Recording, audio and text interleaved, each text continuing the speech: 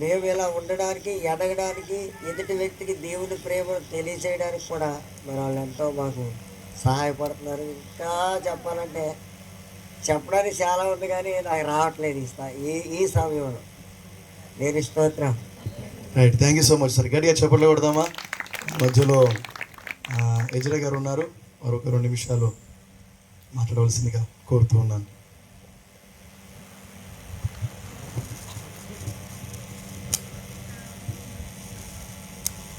దేవునికి స్తోత్రాలండి. అలాగే ఆత్మీయ తండ్రి గారు, తల్లి గారు 36వ వార్షికోత్సవ వివాహ సందర్భముగా మరి ఈ రోజున ఇలాగ మనము కూడుకోవటం గొప్ప ఆనందము, సంతోషము.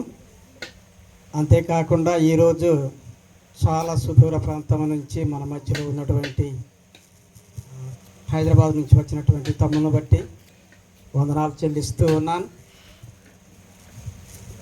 ఇంతసేపు చెప్పినటువంటి సాక్ష్యాలు కొన్ని వాక్య రూపంలో ఉన్నాయి కదండి.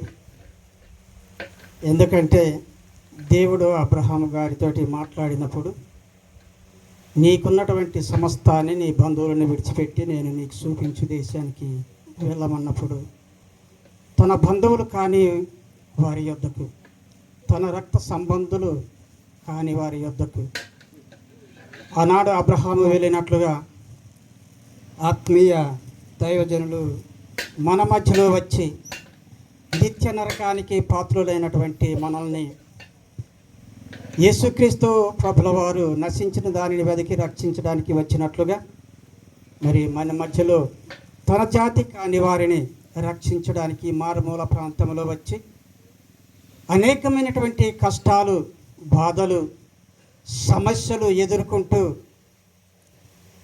ఒకసారి ఆత్మీయులు చెప్పినటువంటి సాక్ష్యము నా హృదయంలో ఇంకా అది కదలాడుచు ఉన్నది. అదే ఇంకొకరు అయితే ఈ కష్టాలు, ఈ బాధలు, ఈ సమస్యలు నాకెందుకని వెళ్ళిపోవచ్చు, ఎక్కడో ఈ ఊళ్ళోనే కర్మలు జరుగుతున్నటువంటి సమయంలో అక్కడ ప్రార్థన చేయడానికి వెళితే కర్రలు పట్టుకున్నారు కొట్టడానికని చెప్పుకొచ్చారు. కానీ వాళ్ళు కష్టాల్లో, బాధల్లో ఉన్నప్పుడు మనము ప్రార్థన చేస్తే వారికి స్వస్థ కలుగుతుంది, వారికి మేలు కలుగుతుంది అనేటటువంటి మంచి విషయాన్ని వారు మరిచిపోయి వారికి మేలు చేసిన వారికి కీడు చేయడానికి ఆలోచన చేశారు. అలాంటి సందర్భాలు మరి కొంతమంది అయితే సేవ విడిచిపెట్టి వెళ్ళిపోతారు. కానీ సేవ అనేది సావైనా సిద్ధమని తలపెట్టి మన మధ్యలో ఉన్నటువంటి దైవజనులకు నా యొక్క హృదయపూర్వక వందనాలు చెల్లిస్తూ ఉన్నానండి. ఇంకా అనేకమైనటువంటి సందర్భాలు ఉన్నాయి. వాళ్ళు తినడానికి తిండి లేకుండా కూడా వారికి వాళ్ళ పుట్టినటువంటి ఊరు రాఘవేనగూడెంలో చాలా భూమి ఉంది, ఆస్తి ఉంది, అన్నీ ఉన్నాయి.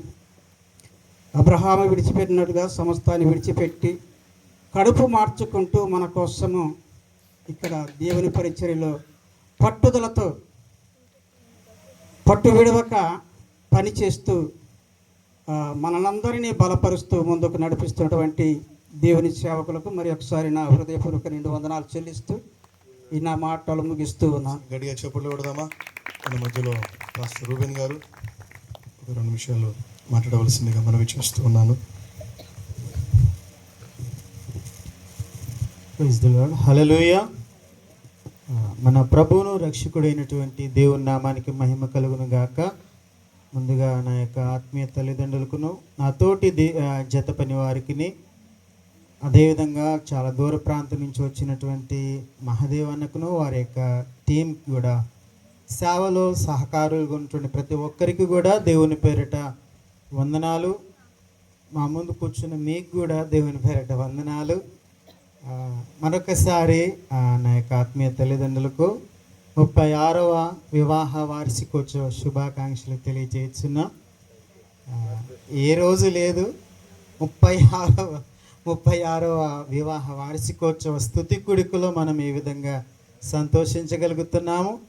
ఎన్నడూను నేను కొన్ని విషయాలు వినలేదు, ఈరోజు వినగలిగాను. అది దేవుని ప్రేమ. వాళ్ళ సేవ పరిచర్యలో వాళ్ళ యొక్క అనుభవాలు, వాళ్ళ గురించి కొన్ని విషయాలు విన్నాను, కొన్ని చూశాను. ఒకటేంటంటే దేవుని యొక్క వాక్యం చెప్తుంది, 1వ కొరింథీ అనుకుంటాను, 1వ కొరింథీ 1వ అధ్యాయము 28వ వచనంలో, జ్ఞానులను సిగ్గుపరచుటకు లోకంలో నుండి వెర్రివారిని దేవుడు ఏర్పరచుకున్నాడని. హల్లెలూయా. అన్నయ్య చదువుకోలేదని నేను వింటూ వస్తున్నాను. చదువుకోకపోయినా కానీ ఇక్కడున్న వాళ్ళందరికంటే దేవుడు తనకిచ్చిన జ్ఞానం ఎంతో అద్భుతమైనది, అది నేను నమ్ముచున్నాను. ఎందుకంటే లోకంలో ఉన్నటువంటి వారిని జ్ఞానులను సిగ్గుపరచడానికి అని అన్నాడు. ఆ విధంగా హెచ్చించాడు దేవుడు. నిజంగా అన్నయ్యని చూస్తున్నాను, ఆ పరిచర్యకు వచ్చినది మొదలుకొని నా పెళ్ళి కాకముందు 2 సంవత్సరాలు అన్నయ్య నాకు బండి తోలడం అంటే పిచ్చి కనుక దాన్ని పట్టుకున్నారు అన్నయ్య. ఇక ఈయన నా వెంట తీసుకెళ్ళి సిటీలు అన్నట్టు ఆ విధంగా అన్నయ్య తన వెనక పెట్టుకుని తీసుకెళ్ళేవాడు. అప్పటి మొదలుకొని ఇప్పటి వరకు కూడా, అభిషేకింపబడినది మొదలుకొని ఇప్పటి వరకు కూడా, సావకుండా అయినది మొదలుకొని, ఆ బండారుగురి ప్రాంతంలో పరిచర్య అప్పగించినది మొదలుకొని ఎన్నో అనుభవాలు, దాంపత్య జీవితంలో ఎన్నో సమస్యలు వస్తూ ఉంటాయి, పోతూ ఉంటాయి. కొన్ని ఎలా ఉండేవంటే, ఎందుకు ఈ సేవ, చదువుకున్నాను, యవనస్తుని, ఏదో ఒక ఉద్యోగం చేసుకోవచ్చు అన్న ఆలోచన వచ్చి వెనక్కి వెళ్తే బాగుండు అనేటువంటి ఆలోచన వచ్చింది కూడా. ఎందుకంటే 1 సంవత్సరం అనుకుంటా, 1 సంవత్సరం అంతా ఇంటికాడ నుంచే సైకిల్ మీద తిరిగేటోళ్ళని, సైకిల్ వేసుకుని వచ్చేటోళ్ళు, నేను మా పాస్టర్ గారు. అలా చాలాసార్లు వద్దు నేను సేవ చేయను అనే ఆలోచన వచ్చింది. కానీ అన్నయ్యలు కలిసినప్పుడల్లా బలపరిచారు కనుకనే ఈరోజు నిలబడ్డాం. హల్లెలూయా. అన్నయ్యలో ఉన్నటువంటి అక్కలో కానీ అన్నయ్యలో ఉన్నటువంటి మంచి గుణం ఏంటంటే, ఏదైనా రాంగ్ డిసిషన్ తీసుకున్నా కానీ ప్రేమతో గదిస్తారు. వద్దు నాన్న, వద్దు అన్నారు, వద్దు నాన్న అది మంచిది కాదు. ఇందులో ప్రేమ ఉందా లేదా? వద్దు నాన్న అనేటువంటి ఆ ప్రేమే మన నిర్ణయాలు అది వేరుగా ఉన్నా కానీ ఆ ప్రేమలో ఉన్నటువంటి ఆ మంచి మనల్ని ఆకర్షిస్తూ ఇంతవరకు కూడా నన్ను, నా యొక్క భార్యను దేవుడు తన పనిలో వారి యొక్క ఆధ్వర్యంలో దేవుడు మమ్మల్ని ఆ ప్రాంతంలో వాడుకుంటున్నాడు.